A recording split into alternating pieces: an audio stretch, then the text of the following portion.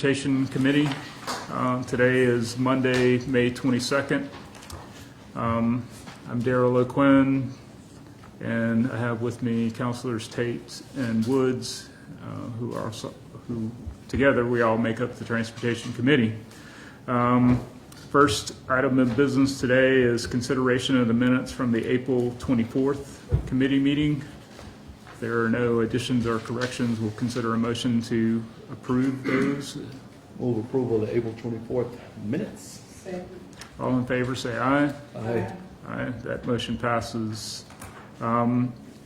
Next item of business, we have a new application for certificate of public necessity for conveyance. Get the acronym mixed up from time to time. This is for a limousine business. Detective Pitts, you want to brief us on this?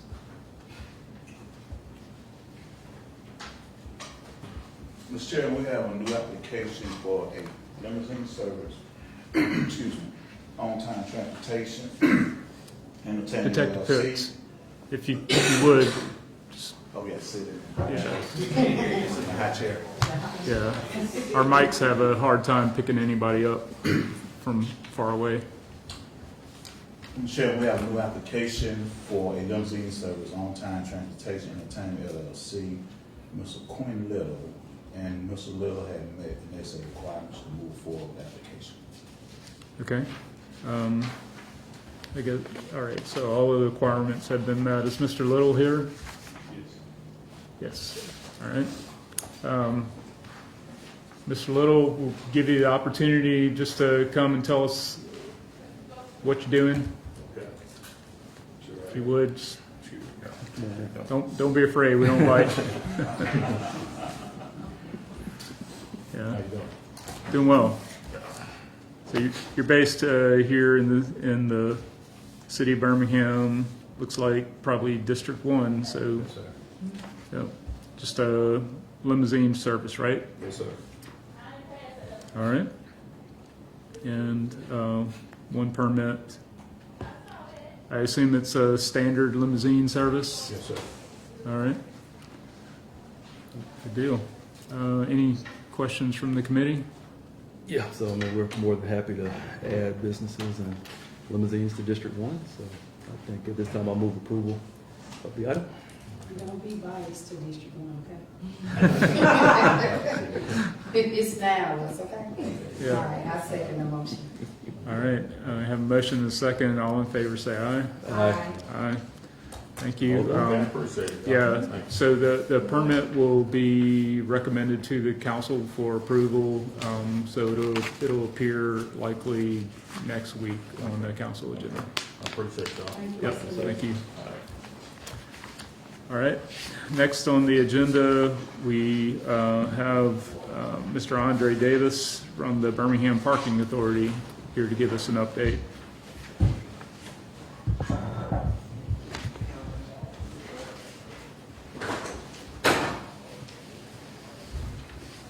It's a hot seat, I see. Good afternoon, everyone. Good afternoon. First, thank you so much for this opportunity to present to this committee the exciting things that we have going on at the BPA. Getting as much information out as we can is going to be critical to our success. So opportunities like this are always welcome. I also want to thank our board for the support that they're giving me, our board chair, Ms. Lakeisha Mack, and Mr. Jeff Habercroft, who is the secretary of our board. First slide, please. Just a brief history of the BPA. Over the past 50 years, the BPA, the Parking Authority, has fulfilled its mission to provide parking for the city of Birmingham. However, the delivery of those services has not met the needs of our growing Birmingham. The BPA was founded in 1972 with the mission of providing accessible, safe, convenient, and affordable parking. But our program has remained pretty stagnant over the past few years. And this is why I'm here to give an update on what we're trying to do as we move forward. Next slide, please. Just a current state of our system right now. We currently manage and operate and owns 10 properties. 3 are surface lots, 2 in the Avondale Village area and 1 on Morris Avenue. And we manage 7 parking decks, 6 of which are in the Central Business District, and 1 is on the far outskirts on the south side, corner of 3rd Avenue South and 21st Street South. As you can see from the slide that I just showed you, some of our signage and things are dated right now, and that's part of the reason why we're entering into conversation like this, to try to share what we're doing moving forward. Right?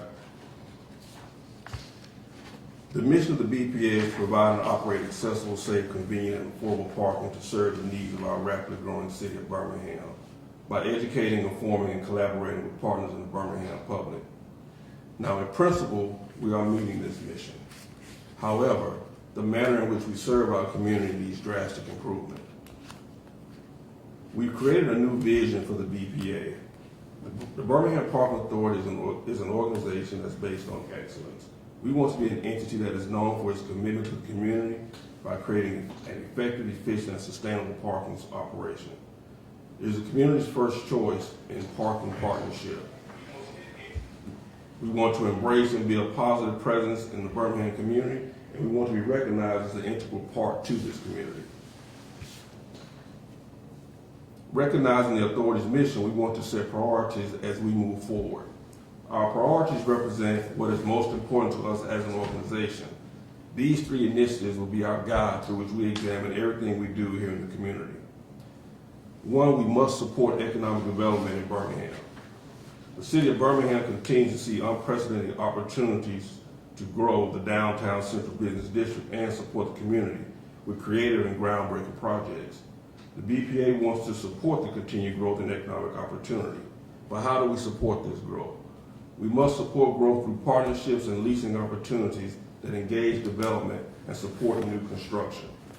We must identify and support the creation of new shared parking supply through public-private partnerships where the BPA partners with development to help support the construction of parking assets that serve more than just one development and the needs that are on site.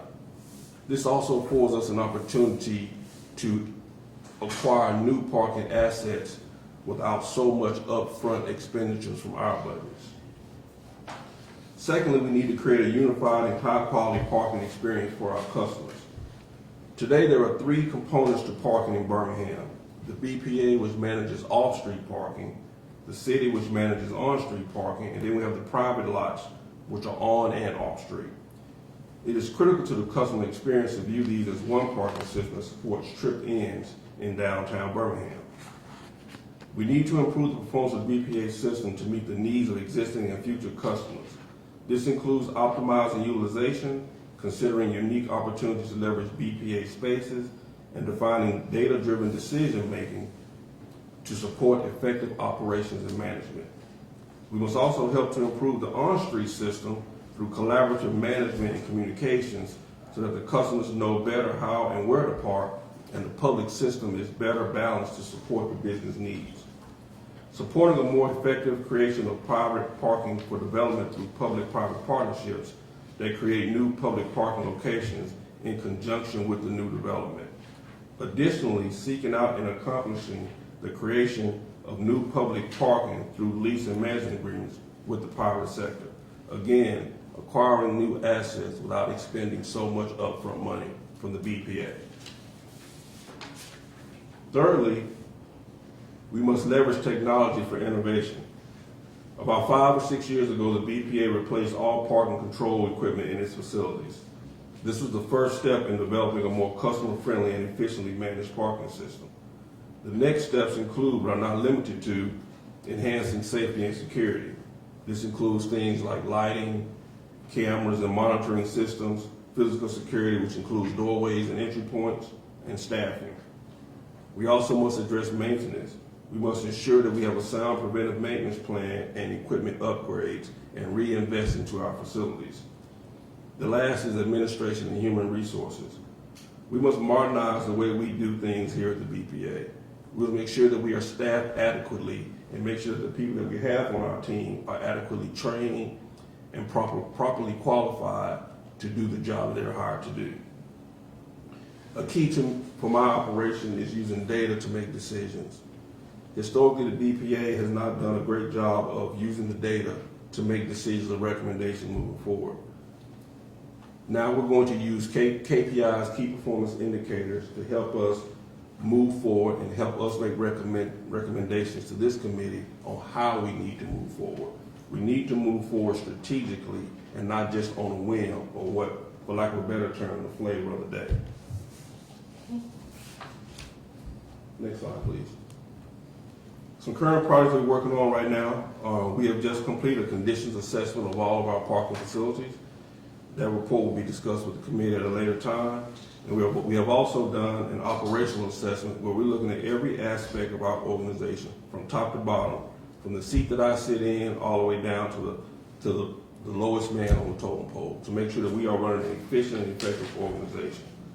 We're also in the process of improving some of those procedures and the way that we operate in our authority. We have set benchmarks. There are key benchmarks I've set with my team that they must meet. If these benchmarks are not met, it lets us know where we need to improve. I don't think the BPA has ever had benchmarks in its past. So now we have those key benchmarks, and I monitor those very closely. What I'm most excited about is our development of our comprehensive strategic master plan. You may have heard last week what we were doing with this master plan. We did a huge publicity, and we had a press conference to announce this. This comprehensive strategic plan has never been done by the Parking Authority. It is designed to be a 10-year plan, and it's a document that we will use to guide us for the foreseeable future. Now, don't think that this 10-year plan is just going to sit on the shelf and we're just going to just put it there. It's a living and breathing document. It's a document that we will reference regularly, and we will update as we need to make sure that we're on task. And one thing about this plan that I like the most is it also allows me to be accountable. It allows my community, this committee, to judge me and to judge our success, because that document is going to state how we're going to proceed for the foreseeable future. And you can always come back to me and say, well, Mr. Davis, this plan says you are going to do X. Why is X done or not done? That holds me accountable, but it also lets everyone know that we're all in this together. Next slide. That's quick. Any questions? Yeah, so it looks like, I just want to start off by thanking you that you're a regular participant in these meetings, and, so we appreciate you not just showing up today to give an update, but also, being in relationship with the city of Birmingham, which hasn't always been the case for the parking authority. So that's a huge step forward. And it sounds like, there's going to be, we're going to have to plan for more, time for you to come and tell us about the conditions assessment. I'm Yes, sir. really curious about that. That being said, I have definitely noticed some improvement at facilities, primarily right here at Boutwell. We've seen some kind of sprucing up and improved signage and things like that. I know at the Avondale lot, the removing of the gate there was a big step forward. So really seems like a small thing, but was a significant barrier to the use of that lot, and source of frustration for a lot of folks who are trying to get out of there. Yes, sir.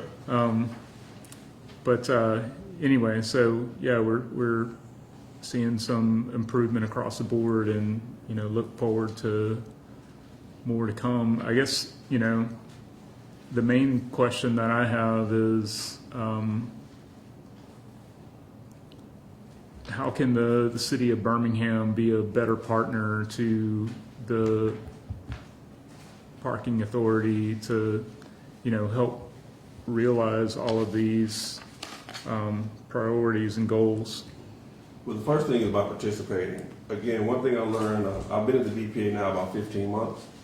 And one thing I learned when I got here is there was a divide between what the BPA was doing and what City Hall needed us to do. And the first thing I need to do is make sure that we have that continued dialogue, that open dialogue, so we can make sure that we're meeting the needs of this council and our mayor's office. Secondly, again, is participation. I mentioned earlier about the comprehensive strategic master plan that we're doing.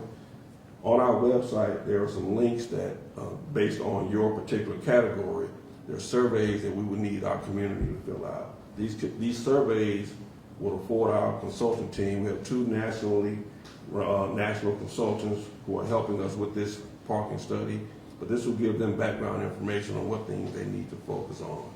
And again, Mr. Chairman, if I can just say, just continuing the dialogue. We want to make sure that we're here to serve this community.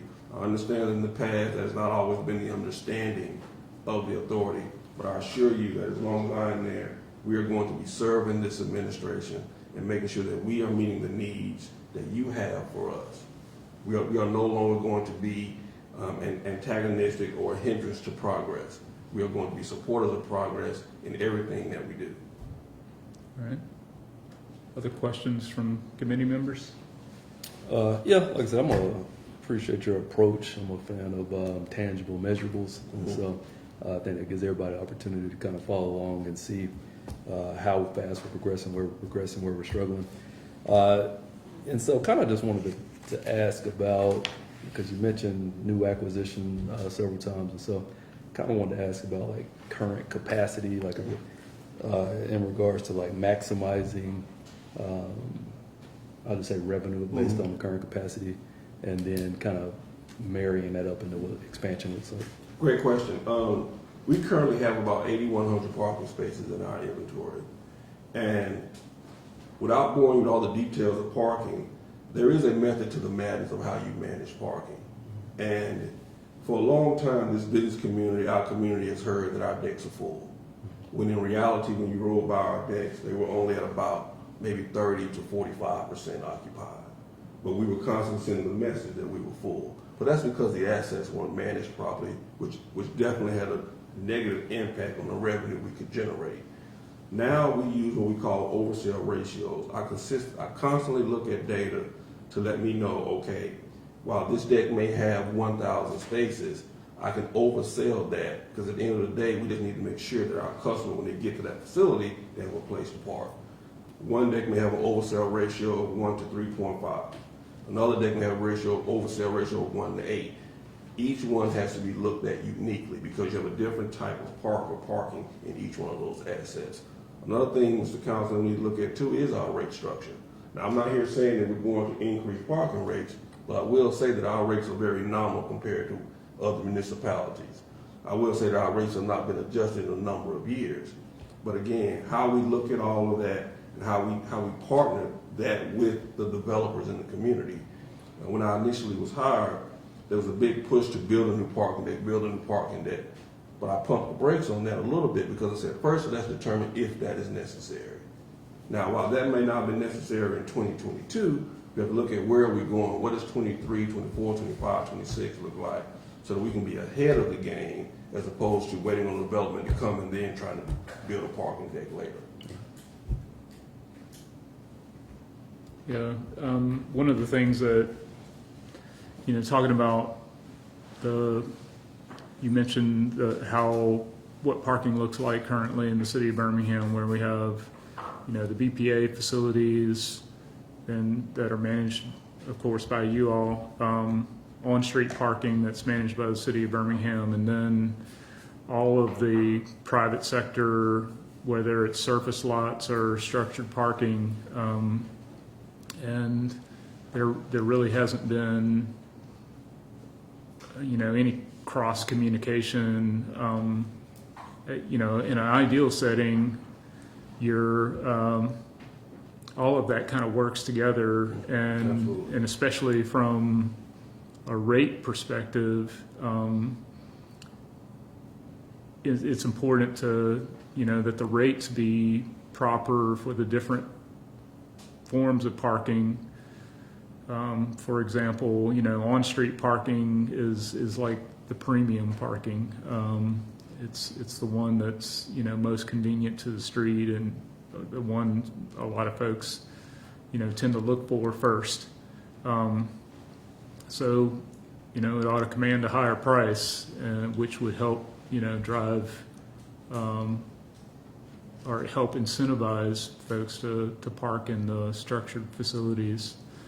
So hopefully as the strategic plan comes together, we'll, and continued communication, with the city, we'll be able to work towards achieving, something that resembles a bit better design from that perspective. What's the timeline on the strategic plan as far as, completion? We hope to have this plan completed in 6 to 8 months, but I will assure this committee and this community that you will not need to wait 6 to 8 months before you see changes. There's some low-hanging fruit that we have already identified that we can start working on as we progress through the development of the plan. So don't feel like you have to wait until 8 months later to get a document and then we start working. That's not the case. And I'm also going to back up to something you said about the on-street and the off-street. You're exactly correct. They do have to work together. Again, one of those 3 initiatives is to create a unified parking experience. So you really have to design these systems that they're doing what they're designed for. The on-street is truly for the short-term parking, 2 hours or less. That's what the on-street is for. Anything over that, we should be trying to push to the off-street so they work together. And you're absolutely correct. Those rates need to be in sync with one another so that you're incentivized to go to the off-street for your longer-term parking, and you're using the on-street parking for what it's designed for, so that community member that's running in for a quick doctor's appointment or a quick eatery or something like that, get in and out real quick, parking is readily available. For those longer-term appointments, then you go to the off-street and make sure that we're in constant communication with the city's office to make sure that we're doing things, collectively and in sync with one another and not knowing what each partner is doing. That's the end goal. Yeah. So yeah, I'm, really excited about the planning that's going on. I think there's certainly plenty of opportunity for improvement. Yes, sir. Got a hypothetical. Yeah. Uh-oh.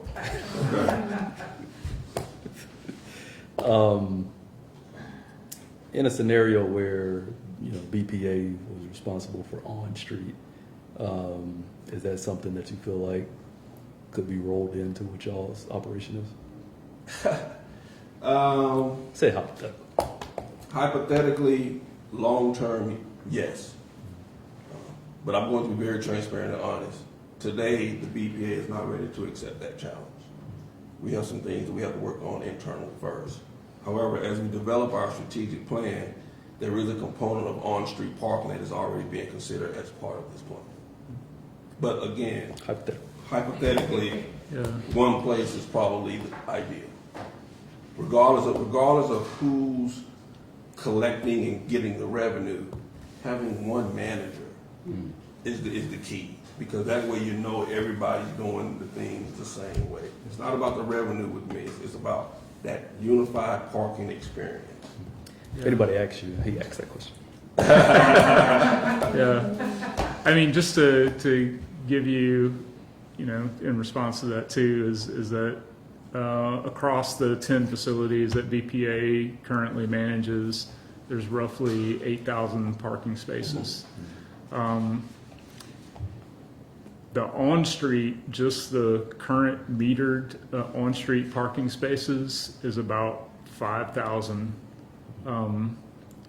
that the city of Birmingham manages. So, that would be probably if BPA we were to give BPA that responsibility, that would be, 60, 70% increase in their inventory that they had to manage. And I would say that there's some significant portions of the city that currently aren't metered that probably should be. Parkside in particular, that, you know, would even increase that inventory even more, so. And we would, again, the experience to the customer is what's gonna be key to all of this. You know, what new technology can we invest in collectively to make that experience better, you know? As I mentioned during the last week's kickoff, you know, how cool would it be before you left your house? You already paid for your parking, you know exactly where you're gonna park. And when you get there, the parking is already available. Doesn't have your name on it, but at least you know exactly where it is. And then your technology directs you directly to the parking facility. And that technology is out there. It's out there right now. They're municipalities using that today. Now, are we using that today? Absolutely not. But there is technology out there that makes this a very seamless process. And that's one of the things that we're really going to be focused on. Again, leveraging technology to improve the customer experience, which impacts economic development. All three of those are tied together. Yeah, Daryl's imaginary scenario, I imagine technology upgrades would be much needed. Absolutely, absolutely. Yeah, yeah, I mean, just based on what I've learned, you know, some of our meters are the same technology as when parking meters were invented. So, you know, they're basically clocks on a post, and the guys who repair those things are basically clock repairmen. So everything that you might imagine would be inside of a clock is inside of those parking meters. Yeah.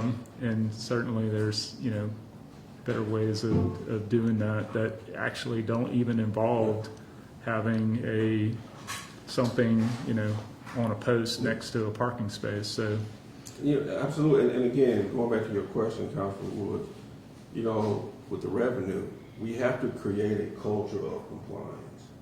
If we create a culture of compliance, your revenue is going to go up.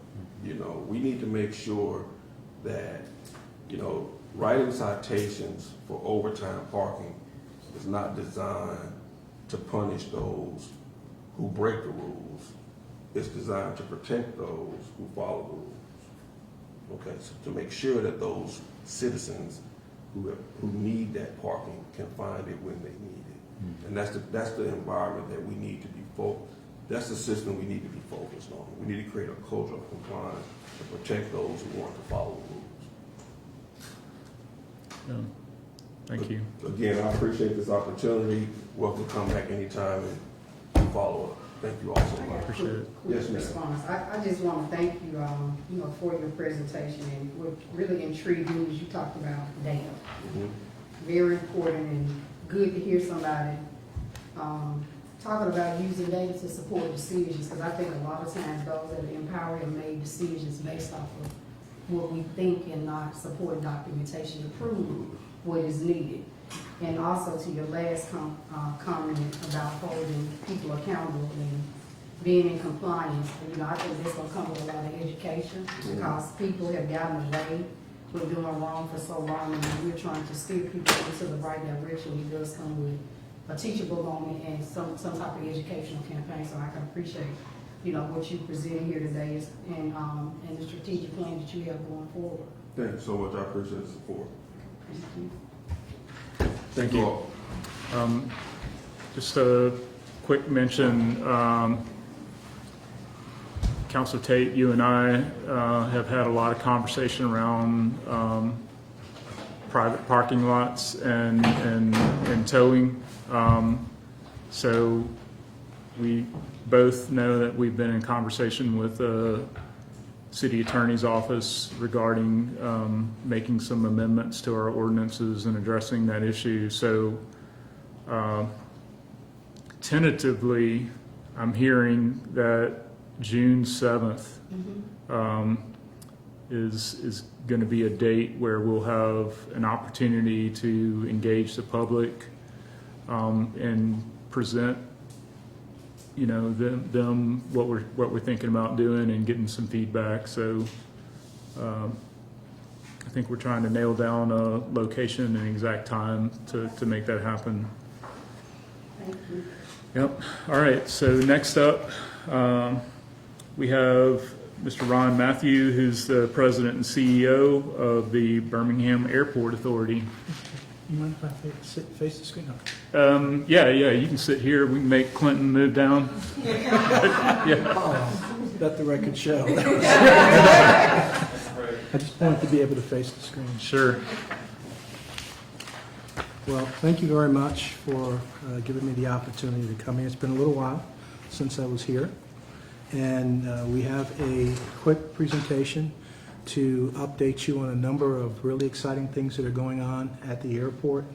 We tend to be pretty quiet and humble about the things that we do at the airport, so you don't really see us making a lot of noise about it. But there are a couple of things we should really talk about at the end of the day. So we're going to go through the presentation today, and I hope there's some sound because I have 2 videos that have some sound from our board members, and I think that you'll find them fascinating. So go to the next slide, please. Well, one of the interesting things about the airport, we're just over 90 years old, about 93 now, 92, and in 2031 we'll be 100 years old. And we're planning something particularly special for that time frame. So it's going to be a big event, and it's going to take this long to plan it. But we're pretty excited about the fact that we're coming up on our 100th anniversary. Next slide, please. The presentation about the airport could never be a presentation without first talking about our board members and acknowledging that all the things that are done at the airport are done under the guidance and leadership and consent of the board. We have an excellent board at the airport. We're very grateful for what we have. I've been in the business now just over 33 years, and I can honestly tell you that this is the best board and staff I've ever had the privilege of working with. And so I thank you very much, because I know that the committees and the council are the ones that select the board members, and we have excellent board members. Next slide, please. So we're going to talk a little bit about what the airport is. Most people know the airport as a transportation hub, but we're actually more than that. We're a marketplace. We're a place where people come to do business with the airlines. They come to do business with each other.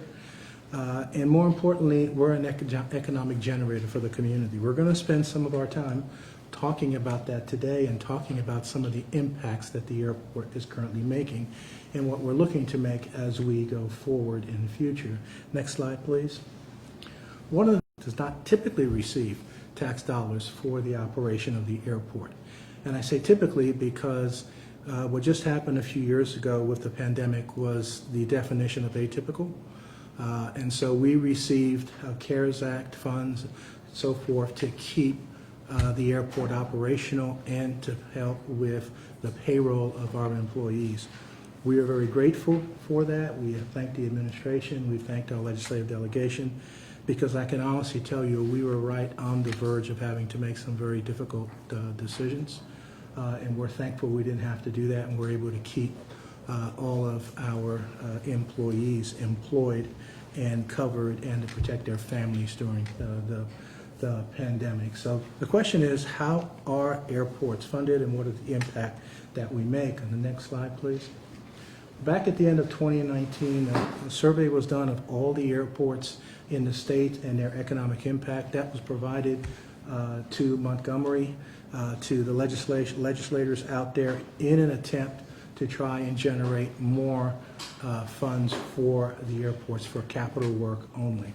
And so the airport has deemed to have generated approximately $1.6 billion in annual impact to the community. In the next slide, please, you'll see how that is broken down between direct economic impacts, tourist spending, indirect, and so forth. So if you press it one more time, say the employment impact is 18,700 jobs. That is how, not just at the airport, but all of the associated companies that do work with the airport as well. So we're pretty excited about that. We're happy and we're proud of the part that we take in helping to make that happen. Next slide, please. So one of the things that we've done, we've actually been working on this for the better part of a year and a half, is working to have more cargo operations with the airport. And so we were able to sign an agreement with Kuehne+Nagel. It's a 6-year deal And they will be bringing in the large 747 here twice a week with cargo. And we are looking to give people a reason to no longer send their cargo to Atlanta, no longer send them to Huntsville, no longer to send them to Greensburg, South Carolina. We are right here, and we're going to be building a facility. We're going to talk about that in a little bit. And really give the people here locally an opportunity to save money and work with us. This is part of the vision that the board has implemented. And in the next slide, there's a short presentation. No audio.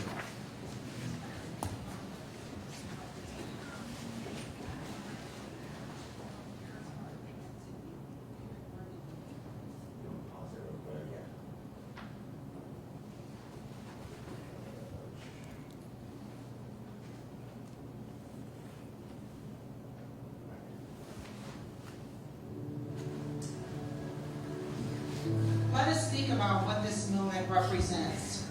A long-term vision to grow air cargo activity here in Birmingham. Years of planning and preparing our infrastructure so we are ready. Building relationships with key partners, the best in business. Let's be inspired by what can happen when visionaries come together with the right ideas at the right time. By the enormous leap we are taking for the future of this airport and for the communities that we serve. This is not just the first flight for this partnership.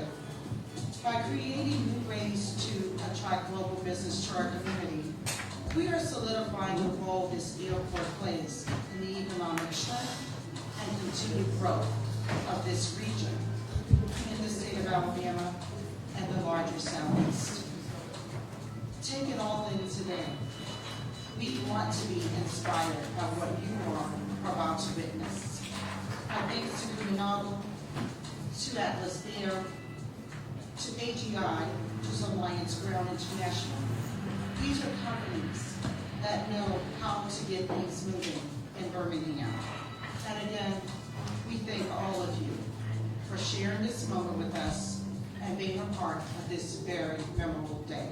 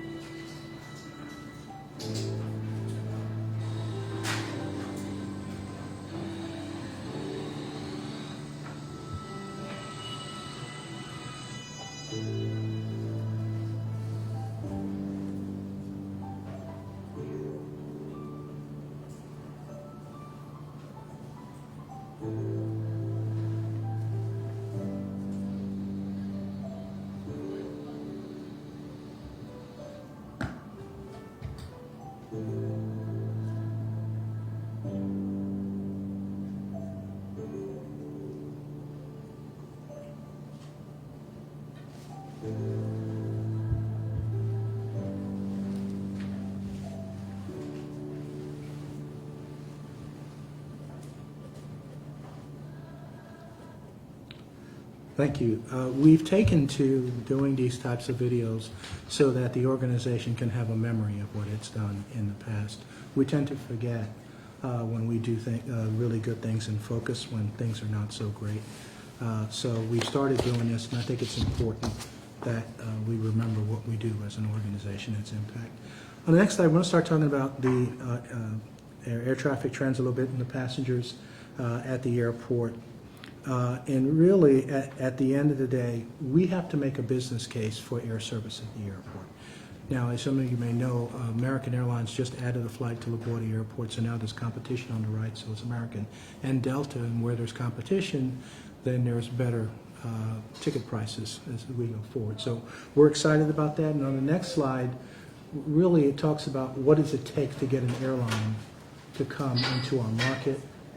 And really, it all boils down to the last item that just dropped in, and that's the profitability of the flight. And on the next slide, you'll see what the 4 air carriers are that currently fly into our airport. 4 for now. We're working on it. But on the next slide, here's something you don't normally see. So there are 53 departures at the airport on a weekly basis, and there are over 39,161 seats available to passengers. And on the next slide, I think you'll find this could be very interesting. Out of the top 20 destinations out of our airport, there are only 2 that we don't have a direct flight to. And those 2 are LA and Austin, and we're working on that. I can tell you that not all airports our size can say that. So one of the comments that I've heard, we're going to have to address it and do a little bit more, and that is do more to let people know what we're doing, where the direct flights are. I've heard stories of people connecting 2-3 times to get to Miami, and we have a direct flight to Miami, and they just didn't know about it. It's on our website, but clearly we need to do more to let people know that 18 out of the top 20 destinations we have direct flights to. And on the next slide, you'll show you that, and with one stop, you can go to 397 different destinations from our airport. So you can get there from here. It'll take a stop. That's our one stop to the world moniker, if you will. And it's pretty extensive. And that is something else that we have to do a better job of letting people know it's happening at the airport. And on the next slide, I'm happy to show you that we have been steadily increasing in passengers this year. So in January, we're up 17%, February 13%, March 12%, and April 13%. And that is compared to 2022. We're still slightly below where we were in 2019, but we're making up ground really fast. We would make it up a lot faster on the next slide if we were able to better retain our passengers. So this shows that about 72% of the people who are from our MSA actually use Birmingham Airport. There's about 28% that do not. The vast majority of that go to Atlanta, and we need to continue to work and do a better job of really showing people that we do a much better job, at least in my opinion, I'm a little biased, than Atlanta does, and I'll show you why in a minute. So if you take the next slide, we want to encourage people to fly local. It's easier to come in and out of this airport. You don't have to drive 2.5 hours there, 2.5 hours back, and I could go on, but I won't. But here's what I will go on if you go to the next slide. We wanted to know what our customers' experience was. So starting 2019, we started to do passenger surveys, and on the next slide, I'm happy to show you that 95% overall of our passengers are happy or very happy with the service at the airport. The industry average is in the mid-80s. So we're well above the industry average. We do this on a quarterly basis, and then we do an annual summary. So we're pretty excited about that. We put it out there for people to tell us what they think. They tell us, we show it all, where we're low, where we're high, and then we address the areas where we're low and look to make improvements. This is a much better way of doing it so that when you spend the money, you're spending the money, you're targeting those things that you need to improve because your customers have told you that's what you need to improve. So we're looking forward to continuing to do that and continuing to impress. I will tell you this, before the pandemic, we're up to almost 99%. So while 95 is good, we're still lagging where we were before, so we want to push to do more. On the next slide, we talk about some of the things that make us unique. If you go to the airport now, you see there's power at every single seat. We have better seats. Do you remember the days when people would try and bribe kids for $5 to plug their phones into it? My son was one of those that walked around with a charger in case people wanted to create an opportunity. We have a new website. We have our new K-9 program, 10 to 11 K-9s. All our restrooms have been updated. We have gone from getting complaints about restrooms to getting compliments about our restrooms, and we are in the process of rebranding our restaurants as we go forward. Next slide. And we have just completed and cut the ribbon on a $12 million ARF station that was done locally with a minority contract. It was the largest minority contract ever in the history of the airport. And in the next slide, there's a quick presentation.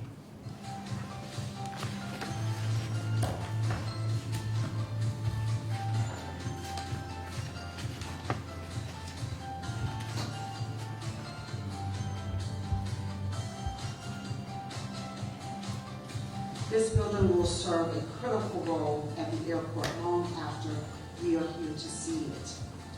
And safety will always be at the forefront of everything we do. We care about our customers and those who visit our region.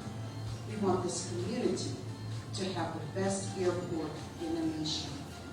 And we care about how we get there. So today, we are celebrating the completion of this beautiful building. We have a lot to do, and we're just getting started.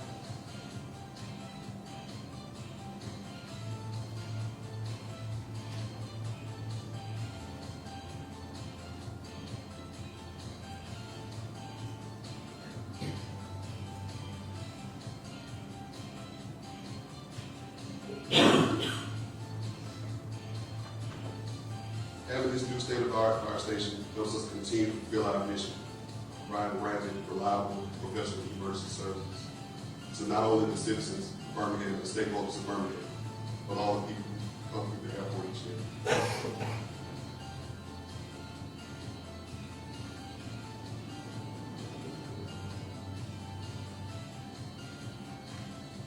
Not only are we opening a new fire station, but we're also placing 2 new aircraft rescue firefighting trucks in service, and they'll be known as Blaze 1 and Blaze 2. Blaze 1 is a Rosenbauer Panther 6x6 crash truck. Blaze 2 is a Panther 4x4 crash truck. It has a roof-mounted infrared camera system. It holds over 1,600 gallons of water, and it weighs over 38,000 pounds.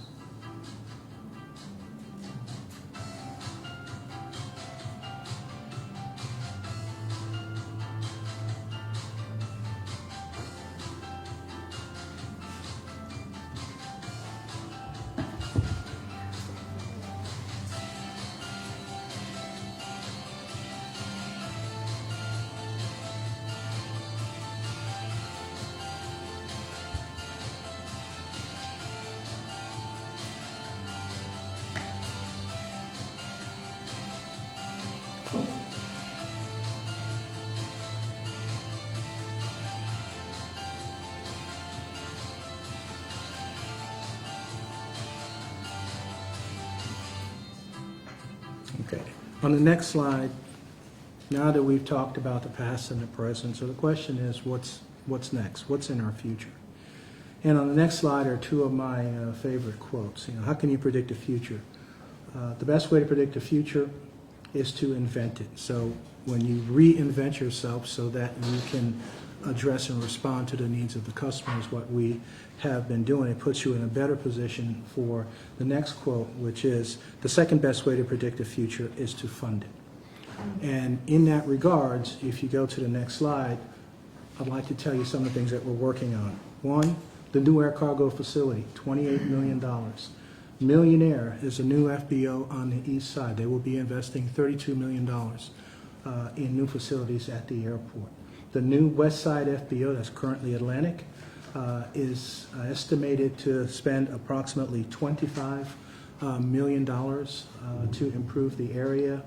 That's a total of $85 million, and it does not include the $12 million for the ARF station that you just saw, and over $1.2 million in the 2 fire equipment that you saw. That brings a total up to over $98 million just in, well, that's going forward.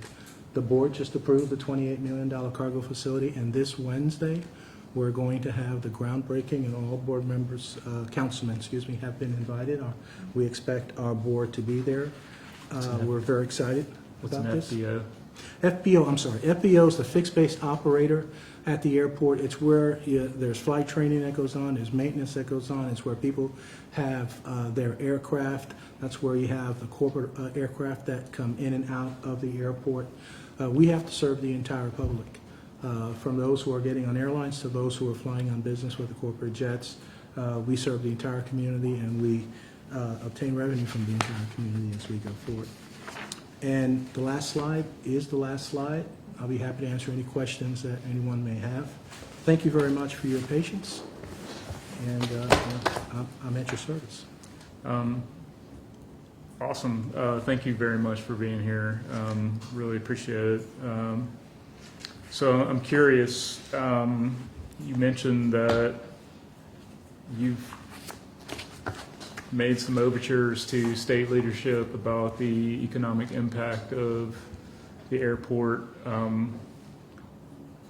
What's your perception of how they received that information? Well, I think they received it fairly well, especially when you consider, I believe there's 6 or so commercial service airports in the state, and the vast majority are GA airports. Some of them do not have the ability to fund themselves, and so when you're going to do a program, really what you need to do is you look at the needs of the entire community that they're serving. I think it served very well. We now have a funding vehicle, and now we're looking for them to put funds into it. We've showed them what other cities and states have done, and it ranges from $5 or $6 million up to as much as $25, $30, and more $million a year, especially when you look and create a specific funding vehicle for it. So I think the conversations went fairly well. Because at the end, and this is to be strictly for capital, at the end of the day, it's not for operations, just strictly for capital. Because this is how you make the economic impact. The more funds that I get in to do capital work at the airport, the more people are hired, the more contractors are hired, the more that money turns over and the greater the economic impact for the city. So, so we're continually looking to find opportunities to do that. And just for the record, I forgot to mention that ARP station, we worked on it throughout COVID. That's one of the projects that we continued to go forward with, and the FAA continued to fund us on. And we were very, very happy that we could do that, because we knew that without that, those people wouldn't be working. So we were very happy that we were able, in a position, and we had a very resilient board that agreed to go forward and just continue and build this project. So the FAA has also, been an important funding partner. This past year, the airport was awarded funds for taxiway improvements. Yes, sir. That was part of the bipartisan infrastructure bill, and Which I have to say, Congresswoman Sewell frequently reminds us that she was the only congressperson from Alabama who supported that bill. So just wanted to point that out. well, and so we're very grateful. We've received just over $6 million or so, and where those funds went on projects that we knew we had to get to, but we had other priorities, and so we took the opportunity when those funds came in. We went and attacked those opportunities because it was money we weren't anticipating, and we're able to go forward with it. In fact, we have some bids out now, and we're waiting to see what comes back and how that works out. How do you anticipate that that's going to improve the operations at the airport? Well, one of the things that you have to have is you have to have it. We're planning to use it all primarily on aeronautical surfaces and or the building. You must have a good facility for people to fly through, and you must have excellent airfield, taxiways, lighting, surfaces, runoff, drainage, and so forth. So that has to be top notch, and that takes an awful lot of effort. We spend a significant amount just on lights alone to be on the airfield, not including the regular maintenance. This is the kind of stuff that happens behind the scenes that people don't see. But we get to the point where you really can't maintain something anymore. You have to replace it. And that's where we were on some of these taxiways, and specifically we had one taxiway, one connector from the taxiway to the ramp where there had been a broken pipe or drainage pipe, and so it had been undermined. So that's not maintenance. You have to take that out, come back, new compacted fill, and do that. And we're going to be doing that with the $6 million that we've received. So we didn't have to compromise. We didn't have to say, okay, we're not going to do this or this instead. Now you're measuring safety. So we were able to do it all the things we've identified as being a critical need. So for us, it was fantastic. Awesome. I want to give my committee members a chance to ask some questions. Councilor Woods, if you want to rejoin us at the table. For the record, he asked me. No, I'm good. You good? Well, I do have some count. I just want to commend y'all for the straight flight on Delta to LaGuardia. Love it. Yeah. Now you got choices. You got I have American to go too. to Atlanta. No. American now has a direct flight. I understand. See, that's part of the challenge as well. It's not just do you have a direct flight, do you have a direct flight on the right carrier? And I get it. I mean, I have my preferences, for sure. Yep. I fly the best price available. No Well, matter No matter what the price is. I've given American too many chances. It's a wrap. I understand. I noticed that in the data that you were presenting that 27% of the flights out of Birmingham weekly are to Atlanta. No, that's not what we're saying. We're saying about 28% of the people Okay. in our MSA don't fly out of Birmingham. They go to Atlanta or other. Sometimes it's Okay. So is that related to the convenience fare premium that you mentioned? Can you explain what that is? Yeah, so what ends up happening is typically, that's why we want competition. But typically what will happen is the flight that will go from Birmingham to whether it's Chicago, Atlanta, or wherever it is, it's the collector. It collects the people, it takes them to the hub, and then distributes them across the country and internationally. So I've talked to a lot of people, and they prefer to drive to Atlanta and then drive back. That's about 5 hours, but they feel that it's a family of four. The prices are better, so they can cut out that spot in the middle where they feel it's an add-on. That's not always the case. I encourage them to shop more or book ahead, but it's how people feel, and so at the end of the day, we have to work to give them a better option. That's why we've done what we've done in the restrooms.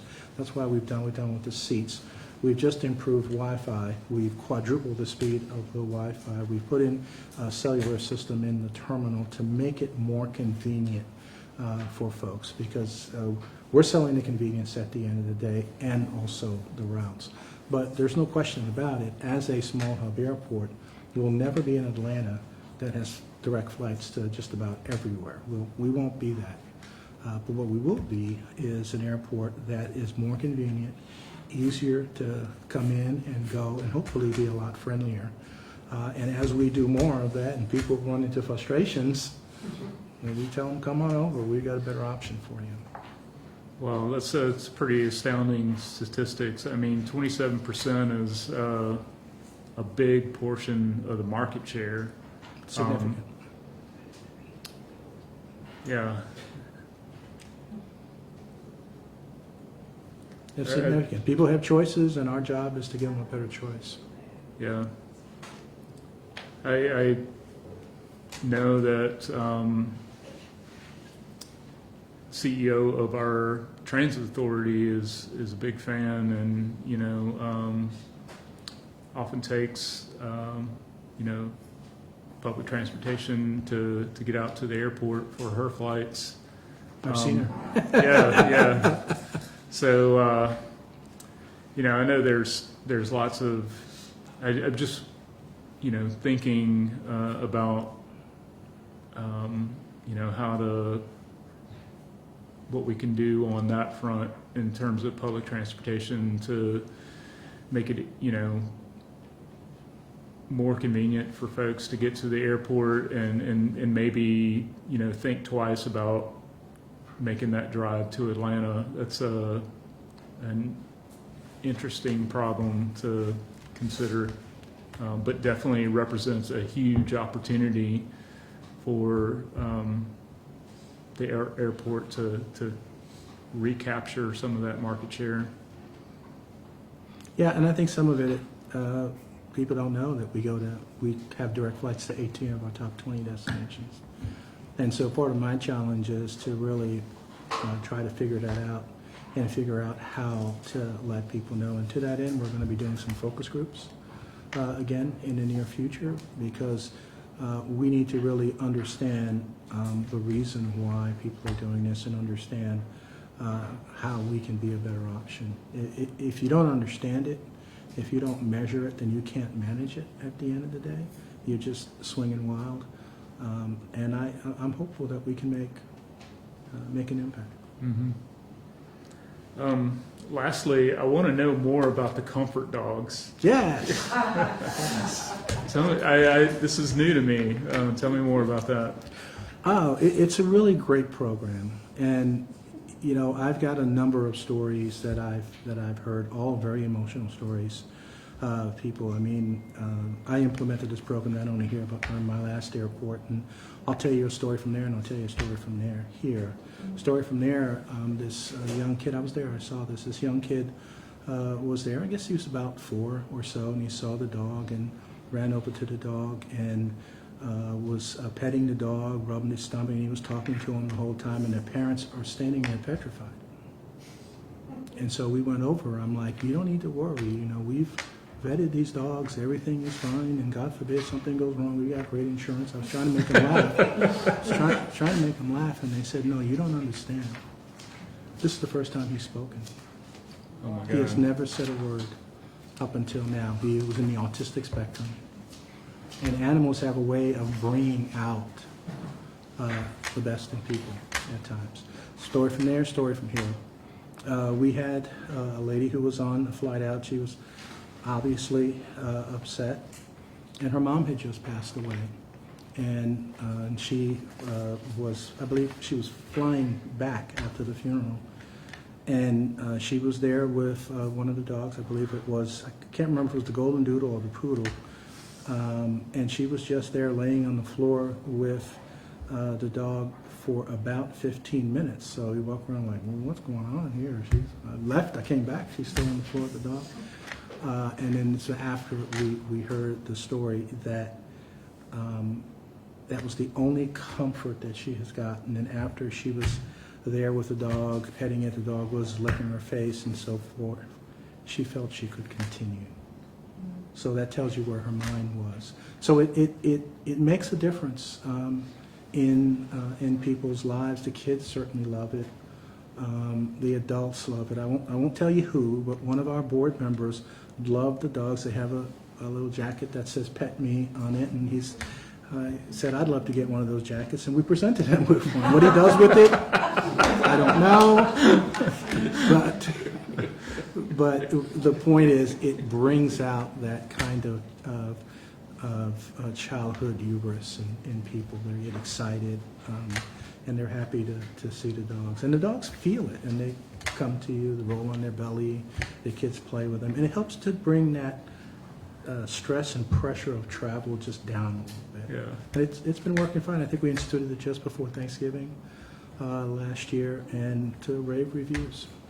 Yeah, I think that says a lot to the level of detail you guys are paying attention, you know, to the customer service component. So,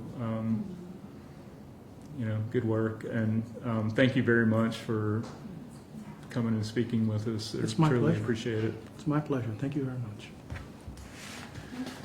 All right. Next up, we have Ms. Denise Bell and from Capital Projects and Jim Stanley to talk to us about the BRT Comprehensive Implementation Agreement.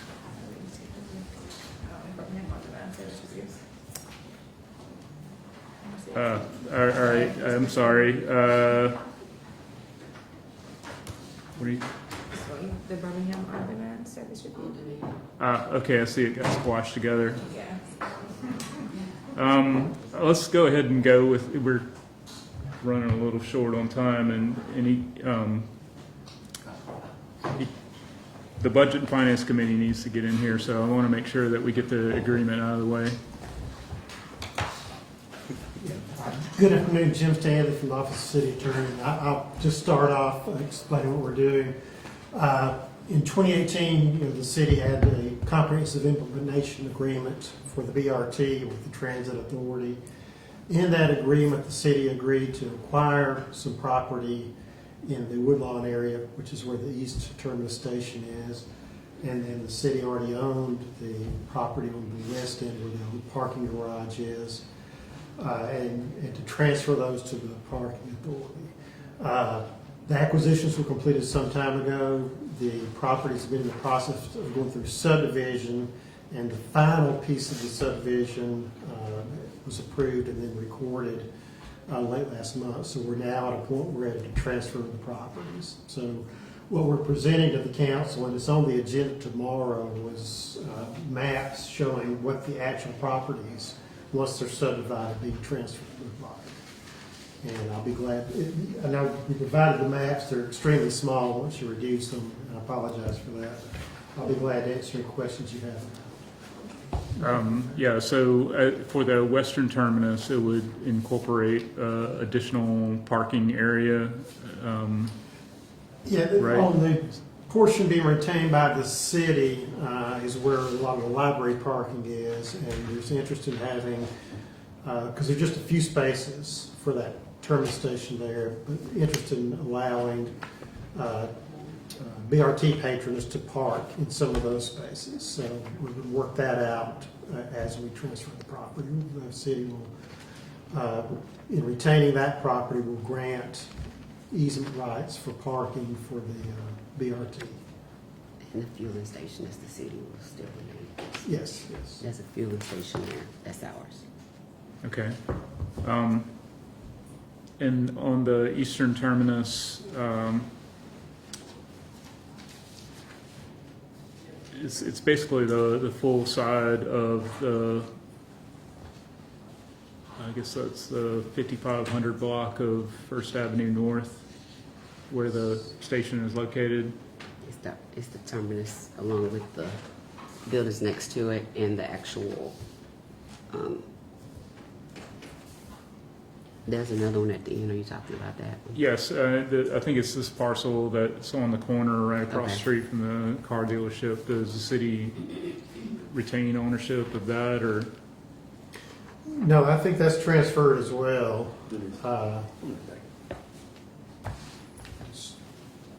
It's transferred as well. There are opportunities on both ends for development that's intended to be transit-oriented into development. We may be bringing back an agreement. There's discussion about the cooperation arrangement between the city and the transit authority to plan and to look at opportunities to develop those properties towards transit-oriented development. Okay. So, just so I understand, the original agreement was approved in 2018, Yes. correct? So this would just be essentially an amendment of that agreement to? It's not even that, it's just effectuating what the agreement provided for. The properties, some of them weren't even acquired then, and none of them were subdivided, so we didn't have any legal descriptions or anything we could apply to the properties. They were just shown on maps and described generally by address. And again, since that time, the eastern acquisitions have been completed. There were some additional properties that were of interest, but for various reasons, they were not going to be able to be acquired within budget. So they weren't necessarily needed for the actual station, so those were not acquired. But now we do have all the properties acquired. They've all been subdivided. We have legal descriptions ready, and we're just carrying out what the agreement contemplated several years ago. Okay. So I'll preface this by saying that I don't have any problem with this, and think that I would recommend that the committee move forward. But I got to tell you, I read over this agreement over the weekend, and I was on the council when this got approved, and I don't know what the hell I was thinking when we approved this, but I don't know. I'll just leave it at that. Some of it was pretty jaw-dropping, but we got it done. There are a lot of commitments on both sides that still need to be realized, and I feel compelled to, remind the BJCTA of what they committed to. So that's a conversation that I'll be having. But in the meantime, I do think, that the committee should move forward with recommending approval to the full council. I move approval. Second. All right, all in favor, say aye. Aye. All right, thank you. Thank you. All right, so we got a few minutes left. Emily Shapiro with VIA is going to give us a update on the Birmingham On Demand project. Awesome. Thank you very much. Yep. I'm Emily Shapiro. Nice to meet you. I work for VIA. I'm the general manager of the Birmingham On Demand service for VIA, but work very closely with Christina and now the BJCTA, managing the service on a day-to-day basis. So appreciate all of the continued support from the council and from the transportation committee here. You all have been very supportive, especially in the last year as I've been working on the project. We'll just go through a couple slides today in terms of an update. The first slide is just our ridership to date. We have moved with a couple of expansions over the last 6 months that we wanted to update you on. The east side and the downtown late night hours, as well as geographical expansion. So the east side expansion happened in the beginning of November. The evening hours happened at the end, or the beginning of December. And then the BJCTA has entered into contract with us and we're partially funding the service, mainly those nighttime hours in the downtown area. And so since we've done those expansions, we've seen ridership continue to grow, not just in those expanded areas, but also in the downtown zone, kind of in that core zone that we had initially started with, and that's the blue here on the chart. So if you'll go to the next slide, we're really focusing on just that city center, that original geography that we were covering. Just in the first quarter, we increased ridership 30%. We increased our utilization and productivity as well, again in that downtown area, which equates to a lower cost per ride. And we've added almost 700 riders just in Q1 as we look back. You'll go to the next slide as we start to think about the east side, which is where the city funded the expansion. We have now a few new top destinations. Walmart, that was the #1 request that we had over the first 3 years of the service, was to include a Walmart in service. Piggly Wiggly, Manning, Church's Chicken, Aldi. So a lot of these grocery and commercial locations that riders can now get to. As we look at a zoom in on ridership, we've seen ridership hover at around 500 rides a month. This is a big focus for us for the East Side Zone. So most notably, we are including a new promotion for 2 free rides through the end of May and then into June, for all of June, for new riders in the East Side Zone. So very excited about that campaign, and we're expecting to hit ridership records in the East Side with that campaign starting in May. Then in terms of the downtown expansion, we've seen a lot of the similar top locations that we've had with those expanded hours. So Publix, the BJCTA terminal, UAB, and the hospital are 2 of our major destinations in Ramsey High School.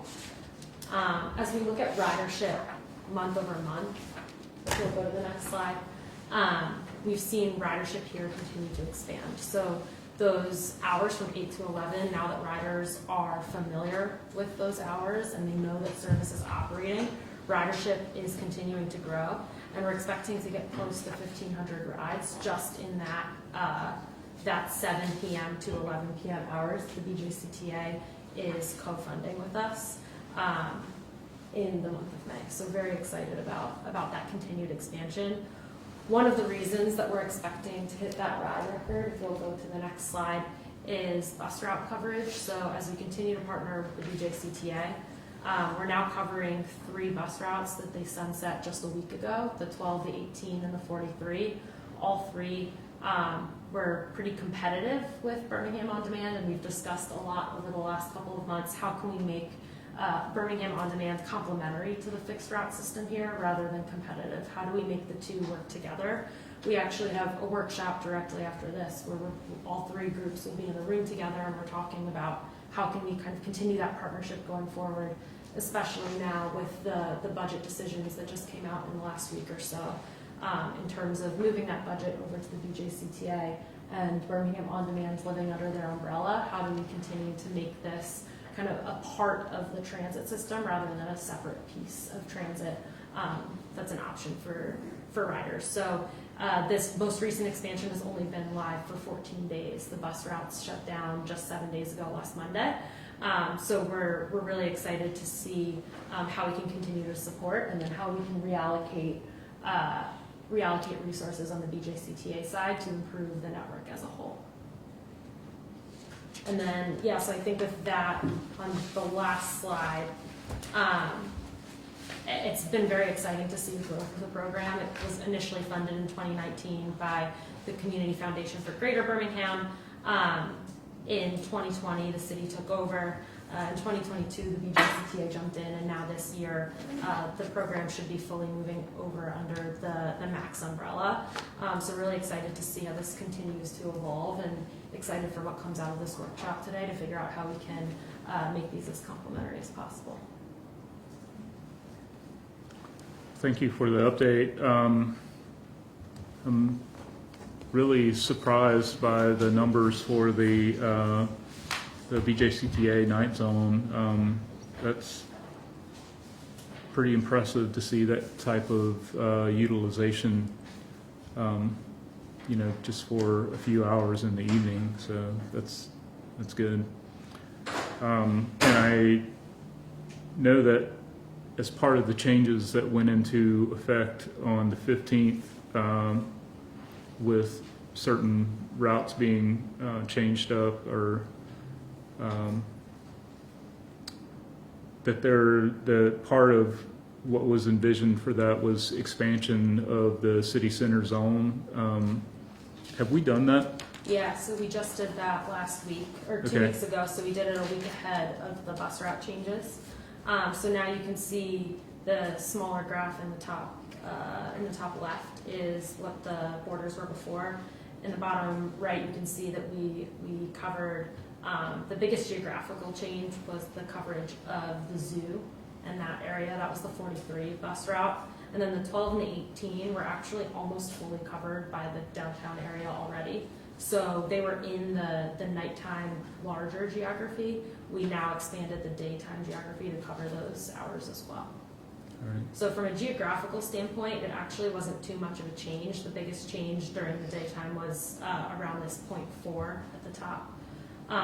We bumped the border out there a little bit to the north to fully cover that route. And then from a ridership perspective, we're seeing that riders are still learning those changes and understanding those changes. So we're looking to the next couple of weeks to see what happens with ridership. A note on that, it's a 30-day commitment we have made to covering those routes, and then we're going to have another conversation about that, because we want to be cognizant of where we said we were going to be spending money over the year and look at this current budget. So we agreed to do a 30-day coverage of those sunsetted routes, and then we can revisit. Yeah, to understand where we could absorb existing ridership. And we've noticed that based on the ridership patterns, it looks like a lot of riders are actually taking the bus into the service and then taking the service elsewhere. So that actually allows for additional absorption if it's those same riders that are just taking a slightly longer ride. Okay, and I assume that service till 11 p.m. is available in the expanded area? Yes. Okay. Questions? I was going to ask for just some data, even if y'all don't have to come back sharing that, as far as what that real world looks like, once you get maybe to the 30-day mark on these zones where bus routes stop. Yep. And so very interested to kind of see what that looks like kind of probably as soon as that 30-day mark. If that's possible to share that. Yeah, we definitely can. We're looking at it from a daily perspective, and we can share ridership once we get to that point. Okay, and then my other question is, so, and somebody may need to jump in, but the kind of proposed budget, does that keep us at the same level of service that we're currently seeing, like with the, I guess, including this expanded zone or minus that expanded zone with the eastern zone, or is there like additional growth built into that? Right now, there's no growth built into it. It's a flat budget to what we had this year. There is some room in the budget this year. So there's some natural growth as well as some reallocation that we can do. That's one of the things that we'll be talking about this afternoon, is that we have additional hours in the evening that we can move to the daytime to kind of reallocate based on where the highest demand points are. So there's a little bit of reallocation that we can do with the current budget, as well as room in the current budget. Our peak times are from 2 p.m. to 5 p.m. So outside of those peak times, there are seats in vans that are available to absorb some of that demand. But I do think that we'll get to a point very quickly, based on the service trajectory that you can see in the first slide, that we'll start to see some pressure for funding. There's some things that we've talked about as a group that we haven't made decisions on yet, like pricing of Birmingham on Demand, that we'll bring to you as we get to hypotheses there. Right now, the wait times are under 10 minutes. So we think that we can naturally let those grow a little bit, but no more than 15 minutes from a wait time perspective. So trying to figure out the right balance of price, quality of service to make sure that riders stay happy, but also allow for a higher ridership, higher utilization, and a lower cost per ride. Okay, that's keeping like the eastern footprint Exactly. as well. And kind of mentioned, I guess, the wait times. I would say less than 10 minutes is pretty much like overdose. Yes, exactly. Or Yeah. better late on it, so I don't. All right, we'll be And so following that conversation. And that's why we think that we have room to let those wait times naturally get a little bit longer without changing, because the way that the budget works is that the city and the BJCTA are paying per vehicle hour on the road. So if there's additional room in those vehicles, then you can actually get more ridership essentially within the existing budget because those vehicles are already on the road. So there's quite a bit of room there to make the service more efficient, and that's something that we're working with the city and the BJCTA on, and how do we reallocate those hours that we're already putting on the road toward the more naturally high demand peaks to make sure that we have the right amount of vehicles on the road at the right time. I just got a quick question. Yeah. What's the plan of action to alert individuals who depend on, bus routes and, not coming to the station finding out that the route has been stopped? What's the plan of action to alert those that depend on, these services, like, you got this option? Yeah, absolutely. The BJCTA team has been doing quite a bit of marketing with their ridership group on what those changes are and the different options that are available to them. There's both on demand, and then they have the no rider left behind, I believe.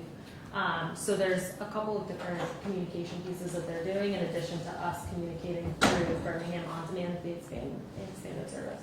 So are we using it in the media outlet? I mean, how are we doing that? But some, from what I saw on the news, that people didn't know. They got to the bus station and bam, the bus is not running, which I think is, not fair, to people that depend on absolutely. I services. can share with you the details around the media plan. It's a pretty robust plan. And you guys feel free to jump in, but, messaging has been at Central Station. They have been pushing their email, social. I don't know about media buys, but I've got an email from their PR director that I have to share with you guys. Yeah, I can tell you just from driving around, there's actual signs posted at the bus stops on all of these routes.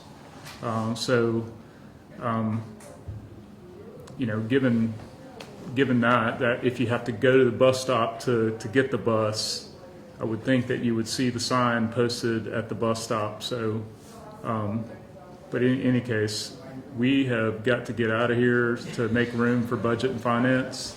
Thank you for your presentation. Absolutely. Motion to adjourn? I guess I won't ask Colin about speed cushions this week, so.